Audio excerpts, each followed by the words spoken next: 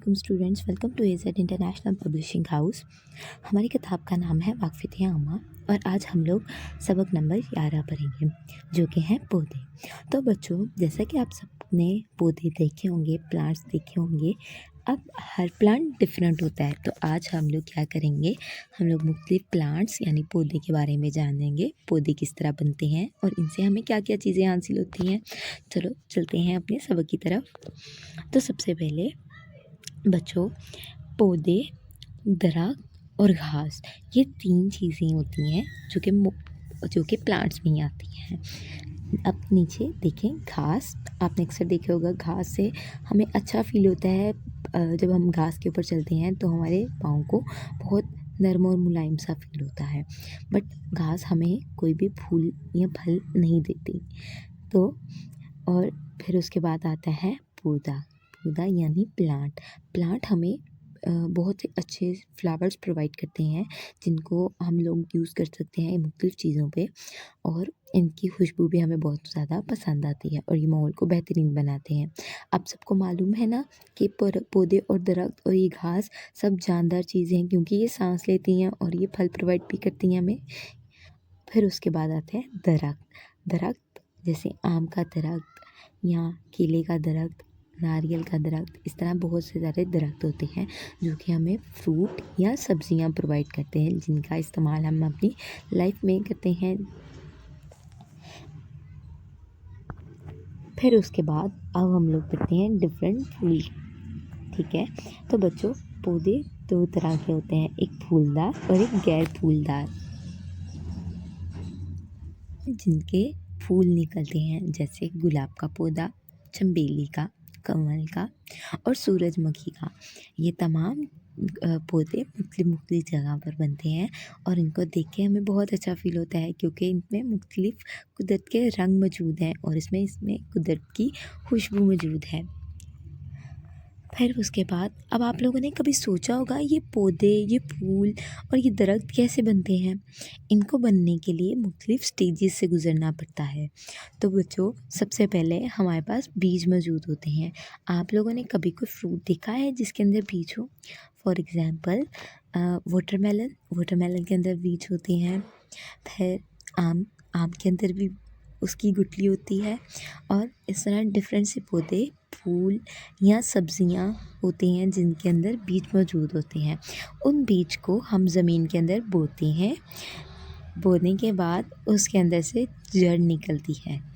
जड़ होती है एक छोटी सी स्टेम जिससे ये बीज एक पौधे या एक दरख्त की शक्ल लेने के पहले स्टेजेस में होते हैं। फिर उस जड़ के अंदर से शाखें और पत्ते निकलते हैं छोटे छोटे से क्यूट से, और वही शाख और पत्ते बड़ी शाख में बन जाते हैं। लाइक उनकी ग्रोथ होती है और ग्रोथ होने के बाद वो एक शानदार फूल या दरख्त की तरफ बढ़ते जाते हैं। इन सबको टाइम ज़रूर है, ये टाइम टेकिंग प्रोसेस है, बट हम पानी देते जाएं, इनको ज़रूरत के मुताबिक धूप प्रोवाइड करें तो ये बहुत जल्द। आपने एक काम करना है, आपने अपने घर में एक प्लांट लगाना है। पहले बीज बोना है, फिर थोड़े दिनों बाद देखेंगे तो उसमें से जड़ निकलेगी और शाखें और पत्ते, और आहिस्ता आहिस्ता थोड़े टाइम बाद वो फूल भी देने लग जाएंगे। और अगर आपने किसी फ्रूट का या किसी सब्ज़ी का लगाया तो आपको वो भी प्रोवाइड करेगा। बट इसके लिए आपको ज़रूरी है कि आप उसका ख्याल रखें, जैसे उसको पानी दें, पानी लगाएं और सूरज के आगे रखें। मुनासिब धूप भी उसको चाहिए। अगर आप किसी कमरे के अंदर पौधा लगाएंगे तो वो कभी भी बढ़ेगा नहीं, बेशक आप उसको जितना मर्ज़ी पानी दें। पौधों को बढ़ने के लिए पानी, मिट्टी और हवा और सूरज की ज़रूरत होती है। तो बच्चों, अब आपने देख लिया कि पौधे निकलते हैं, पौधे बनते हैं, दरख्त बनते हैं, उनसे हमें क्या क्या चीज़ें हासिल होती हैं। फॉर एग्ज़ाम्पल सब्जियों के भी दरख्त होते हैं और सब्जियां ज़मीन से भी निकलती हैं। फूल, फल भी हमें कहाँ से प्रोवाइड होते हैं? पौधों से या दरख्तों से हमें फल मिलते हैं। जैसे सेब का दरख्त, वाटरमेलन तो ज़मीन से निकलता है, उसका पौधा होता है। आम का दरख्त और ऑरेंजेस का पौधा होता है। ठीक है, और इसके बाद दरख्तों की लकड़ी भी हमारे लिए इस्तेमाल होती है। दरख्तों की लकड़ी से हम फर्नीचर बनाते हैं, जैसे कुर्सी, बेड, इस तरह की चीज़ें, टेबल।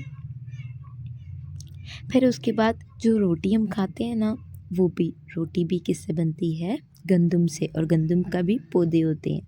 मकई का भुट्टा, वो भी हम कैसे खाते हैं? कहाँ से निकलता है? पौधों से। और तेल, जो बच्चों तेल ऑयल हम लोग यूज़ करते हैं, वो बीज जो होते हैं ना, सीड्स, उससे बनते हैं। अब आपकी सरगर्मी की तरफ चलते हैं। आपने मुझे बताना है क्या पौधे जानदार होते हैं? पौधे किस तरह पैदा होते हैं? पौधों को बढ़ने के लिए किन किन चीज़ों की ज़रूरत होती है?